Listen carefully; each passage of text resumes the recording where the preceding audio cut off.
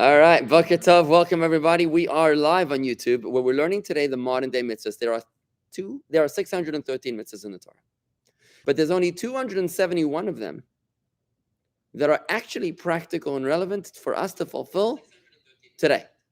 That's it, just 271 mitzvahs. It's not that bad. Think about it. How many rules you have when you drive from your house to the shul? Think about that. One way, 15. It's probably more than 15. You know, especially if you're driving a manual car. It gets much more complicated, right? So there's rules. So if you think about a game of football, how many rules in a game of football? Hundreds, yeah. So it's not complicated. You just get used to it. You know how to do it. There's only 275 rules that we need to know, and here they are. We're doing number 18 today in this book, the concise book of mitzvahs published by Feldheim Publishers. Okay, mitzvah number 18. I think we did number 18. Yeah, we did number 18. Let's do number 19. It is a positive commandment to declare the Shabbos holy with words. How do we do that? How do we declare the Shabbos holy with words? The word kiddush. When you say, let's make kiddush. Kiddush means holy, right? It also means the blessing we make in the wine. Why is it called the blessing in the wine? The reason is because when we bless the wine, we're sanctifying the Shabbos. And why do we use wine? Because we're using wine. It's the most important liquid, the most important drink that mankind knows. You know, if somebody charged you $500 for a cup of Coke or a cup of water, you know that they're ripping you off. But if they charge you $500 for a cup of wine, amazing, right? This is the only drink you get away with that, right? Why? Because it's the most important beverage. So we sanctify the most important day with the most important beverage at the beginning and at the end. You know what Havdalah is? Havdalah is a service that we do at the very end of Shabbos. It takes very short. It's like one paragraph. At the very end of Shabbos, you open up the Chabad calendar, you look at the time. Shabbos comes out now, I think, 7 o'clock. Something like 7 o'clock. So right after that time, you light a candle, 2 wicks. You get some spices to smell, samim, and you get a cup of wine. You say the 3 blessings, basically. You bless the wine, you bless the candle, and you bless the spices, and that's it. It's the end of Shabbos. You're marking the end of Shabbos over wine, the most important drink. Havdalah means a separation. Now, until here is holy. From here on is mundane. But let's talk about this. So what's the mitzvah? Mitzvah number 19, modern day mitzvah, right? It says in the Torah, remember the Shabbos to keep it holy. Zochor et Yom HaShabbat HaKadosh. You have to remember the Shabbos. There's 2 parts to Shabbos. There's Zachor and there's Shamor. Remember and guard. You have to remember the Shabbos to keep it holy, and then you have to guard the Shabbos to make it holy. What's the difference? Guarding the Shabbos is all the things that you're not allowed to do on Shabbos.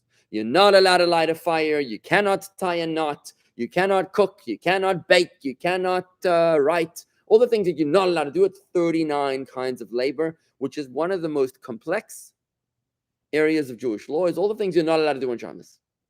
That's the guarding part of Shabbos. But then there's the remembering part of Shabbos. Zachor is about how to make it special. And that includes what we're talking about right now. By the way, the reason we light 2 candles on Shabbos, Friday night, one for Zachor and one for Shamor, one for remembering and one for guarding, right? So it says in the verse in Shemos, in Exodus, remember the Shabbos day to keep it holy. And the sages of blessed memory said, hallow it with words. On its arrival with Kiddush, and its departure with the Havdalah, like we just spoke about.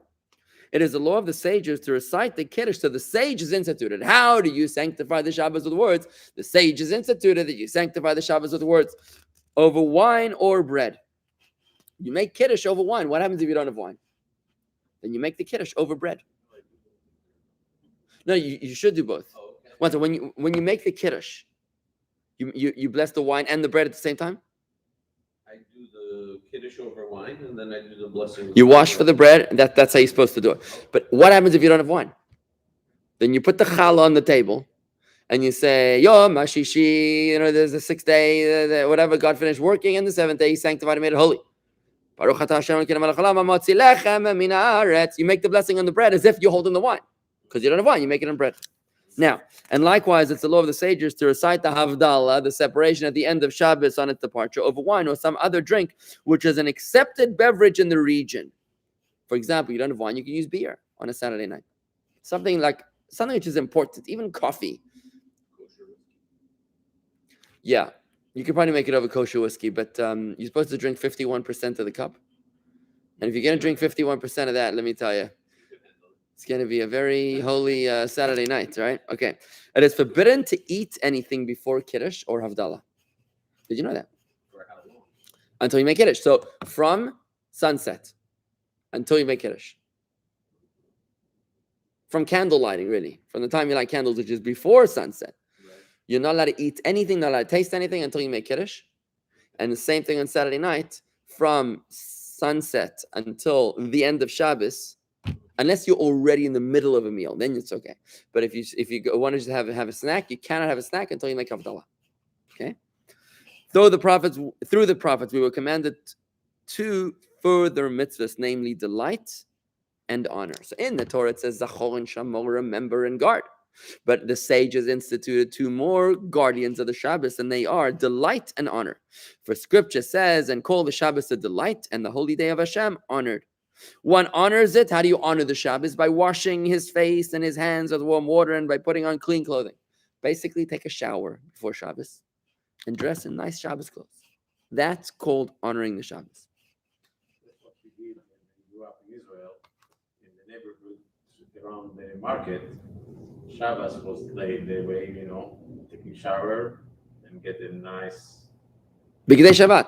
When you dress in Shabbos clothes, you feel holy. There's certain clothes you have only for Shabbos. Yes. Nice suit. It's a Shabbos suit. When you wear that, there's actually somewhere I've seen written that when the resurrection of the dead will happen, when the dead will come back to life, what are they going to be wearing? What's the dress code? Whatever you wore on Shabbos. So if you wore on Shabbos bathing suits, right?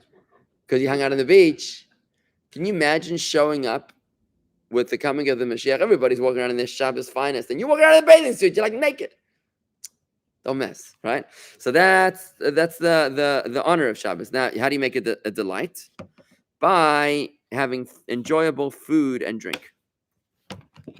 Always growing up, Friday was always the day of, you walk into the house on a Friday afternoon, you smell the smells of Shabbos. It's amazing. It's beautiful. The kishke, the kugel, the herring, the cholent, the challah, the whole thing. It's gorgeous. It's beautiful. Growing up, I remember my mother would make these burekas cigariot. These cigar, pastries, long pastries. They're called cigars. But you eat them. Yeah, it's a pastry. She would do that with a pickle, an Israeli pickle, and some Jerusalem kugel. Oh, it was a delight, right? So there's a duty to have 3 meals on the Shabbos, by the way. You're supposed to have 3 meals in Shabbos. And the more one spends for the Shabbos, the more praiseworthy he is. The more you spend financially on Shabbos. But this means within his capacity. You're not supposed to go crazy on Shabbos. However, I've seen somewhere written that the money you spend on Shabbos and Yontif, on making it holy, doesn't count in your annual financial allocation that was designated on Yom Kippur.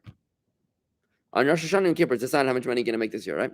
But the monies that you spend on Shabbos and Yontif, like you sponsor a Kiddush, or you make in your house something special for Shabbos, in honor of Shabbos, it doesn't get deducted from the allocation, right? That's right. Whoever makes the Shabbos a delight will be given a boundless heritage and will be granted his heart's wishes and will be saved from the servitude of foreign powers. That's a good one. It is also a mitzvah to arrange the table for a meal after the departure of Shabbos. So before Shabbos, you're supposed to put on a white tablecloth and a tray beneath the challah and a cloth over the challah. Candlesticks. Make it look Shabbos-tic, right? Shouldn't be like a regular, you put a white tablecloth Shabbos, right? But at the end of Shabbos, also, you're supposed to arrange a table for a meal after the departure of Shabbos. It's a meal called the Malava Malka, the escorting of the queen, the Shabbos queen leaves. You want to escort, you don't just send her goodbye. You send her out with a meal. Even though no more than an olive's amount is necessary for the meal to escort the queen on her way. You don't have to have like a full meal like in Shabbos. 3 meals of Shabbos is Friday night, Shabbos lunch, and then Shabbos afternoon, you're supposed to have like another small meal. But even fruits is good enough for that meal. But Saturday night, you're supposed to have a meal, but even like a little olive size worth of food is enough to escort the queen. Ramban wrote, Nachmanides, that it is also part of this commandment, the positive commandment of remembering the day, to remember the Shabbos every day. So according to Nachmanides, he says, when you remember the Shabbos, it's not only on the seventh day that you remember the Shabbos, but every day of the week you remember the Shabbos. What does that mean? Therefore, whenever one mentions the days of the week, he used to say the first of the week, the second day of the week, and so on. Sorry, the first day of Shabbos, the second day of Shabbos, the third day of Shabbos. So that way you're always thinking about Shabbos. You know, we say in the davening, right? We say in the morning service, we say, Hayom Yom Rishon Bashabbat. Today's the first day of the Shabbos. Hayom Yom Sheni Bashabbat. We mention Shabbos each day of the week. There's actually a beautiful story. Oh, here it is. So also in other matters, if you chances to get something good, you find a nice fish on a Tuesday, you should designate it for the Shabbos, saying explicitly, this is for the Shabbos. You find a nice piece of meat in the store, in the kosher store, right? You're like, let's not say that when we're buying this, what for? Not for tonight, for Friday night. Just something to look forward to, right? It is in effect everywhere at every time for both man and woman. That's the 19th mitzvah. So far, so good. Any questions? That's an easy one. And it's a positive mitzvah, right? Beautiful, right? Number 20, it is a positive commandment to rest from work on Shabbos. So that was Zachor honoring the Shabbos. Now we're talking about not doing any work. What does that mean? As scripture states, but on the seventh day you shall rest.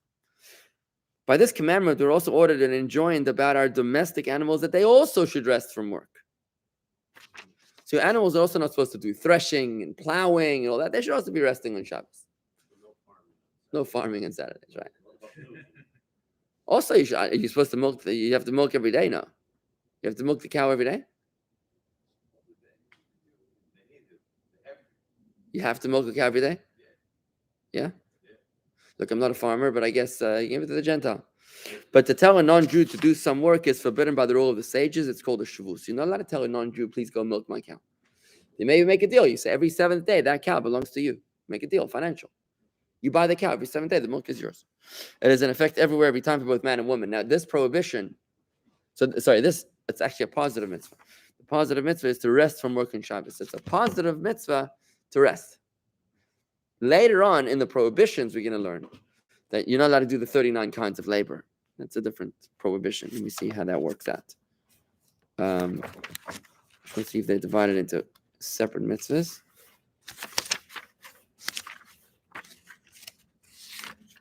Yeah, not to do any work on Shabbos is mitzvah, negative mitzvah number 6. That's it. That includes all the 39. Let's do another couple. The number 21 is the mitzvah to be happy on the festivals. V'samachta b'chagecha, and you shall be joyous on the festivals. As the Torah says, and you shall rejoice in your festival. V'samachta b'chagecha. When the sanctuary, the temple was in existence, the rejoicing was that an extra peace offering, what's known as a korban shlamim, an extra peace offering was brought in addition to the festival shlamim. So you're a Jew. You come. You're living in temple times. You go to Jerusalem. You can't just buy one seat on El Al. You got to take 2 seats, one for you, one for your cow. Well, you didn't bring your cow with you. You buy it over there, right? But the idea here is that you bring an offering to the temple, to God, basically at the temple, and that's your peace offering to God. But in addition to the peace offering, which you would bring for the festival, you would also bring another peace offering for rejoicing. And the women were also obligated in this joy. Now, you would eat that peace offering. So this was kind of the meal. You wouldn't just go to a restaurant and see what's on the menu. You bring BYOM, bring your own meat, basically, right? You buy them the cow or the goat or the sheep, and you would offer it as your peace offering. And then you'd get to eat it. Certain parts go to the priest, but the rest you keep, and you make a nice, awesome barbecue. Quick question. So when you do blessings over bread, you mentioned not eating versus eating. Are you supposed to keep that one piece of bread or one loaf of bread or one matzah for God or keep it for later?